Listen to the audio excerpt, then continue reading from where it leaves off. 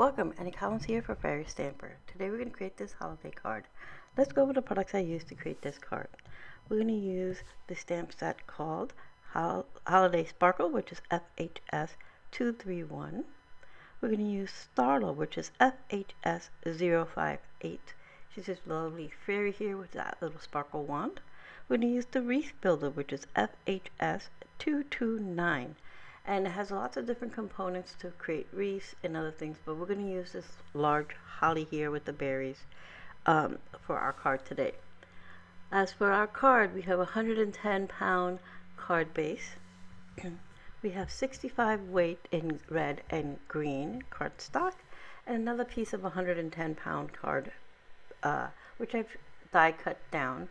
And then I went ahead to save us some time and trim these layers down so that they're like 1/8 of an inch, just bigger than the front panel. I'm going to leave a lot of the white of our card base showing. For some finishing touches, I brought in some gold confetti. Remove that. Okay. For our inks today, we're going to be using VersaFine Clair and Nocturne, VersaFine Clair and Green Oasis, VersaMark Ink, which is our watermark sticky embossing ink, and Ranger Detail Gold. I'm going to open it so you can see it. Gold embossing powder. I just keep mine in this container because it's easier than the little jars. And some adhesive. Alright, so first thing I'm going to do is I'm going to use some anti-static powder on my white panel. I'm going to quickly do that. Get it nice and covered in that anti-static powder. Why am I doing that? Because I do not want my embossing powder to stick onto anything else other than what I'm going to stamp, which is our sentiment. I'm going to emboss our sentiment with the gold embossing powder. Now this is optional. If you don't have gold embossing powder but you have a different color ink, and just use that. Or if you have gold metallic ink or gold silver ink, metallic ink in gold or silver, then use that. Embossing is a fun and easy way to add a little extra to your card, but do not stress if you don't have it. Just change the color ink or you just leave it plain black. Alright, so I've stamped my sentiment with the VersaMark ink, and now I'm adding the embossing powder. As we saw, the VersaMark ink is clear, so you can't see it in right away. You can up close, but on screen you can't. But once you add the embossing powder, the embossing powder sticks to that, and you have to heat set this with a heat tool. So I'm heating it from front and back, and once you know, how do you know it's all set? Because it goes from a dull gold to a shiny gold. So you can see now that's got a nice little shine and shimmer to it. Alright, so I'm sticking this back into my stamping platform, and I don't know if I mentioned, but I have a little sticky mat inside my stamping platform. This is from My Sweet Petunia. They sell a little sticky mat you can put in your stamping platform. It's perfect when you're using these little smaller pieces of cardstock or panels in your platform. Alright, so now I have Starla, and I'm going to stamp her using the VersaFine Clair and Nocturne. And I'm going to go ahead and stamp her several times because she is a solid image. She came out pretty good, but in the center I can see there's little white specks coming through, so I'm going to go ahead and give her another little press through. There she goes. Now she's all set.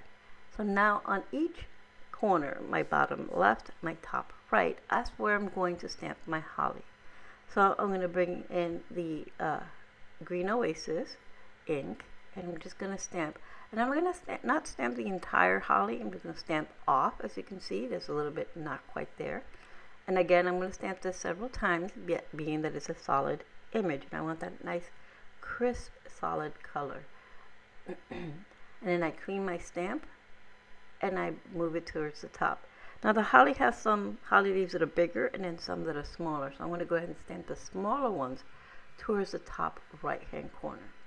Once I have it how I want it, I'm going to take it off my platform, and I'm going to put a little heat to it because VersaFine Clair takes a little while to dry, and I don't want my panel smearing while I adhere it together.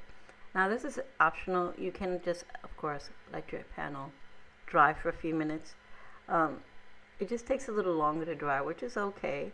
It's one of the elements of this ink. So I'm going to go ahead and adhere my stamp panel onto my green layering cardstock and then onto my red layering cardstock. And these cardstock panels are, the layering panels are about 65 pounds in weight. I'm not sure if I mentioned that earlier, so I'm going to go ahead and repeat that. And then I'm going to center this onto our card. Now, you can call it done here, but I'm going to go ahead and add a little bit of the gold confetti that I pulled out as my accent. And I'm going to put one on her wand and then a couple up here on the top little cluster of hollies, and then some on the bottom cluster of hollies. And then my card will be done. This card came together really quick actually. And like I said, you don't have to use all the different color inks. You can use just one color. The stamps do all the work for you. Now for a little extra shimmer, I'm going to go ahead and putting in some Nuvo drops, and this is in White Blizzard. Just add a little shimmer to her wings. I think a fairy should always have a little shimmer in her wings. And there you have it. Our card is complete. So we used VersaFine Clair and Green Oasis, Nocturne, some VersaMark Ink, some gold detail embossing powder, and all of our fairy hug stamps. We used Starla, Holiday Sparkle, and the Wreath Builder. Here's another angle. But thank you for being here. I hope you found some inspiration. I wish you all the best.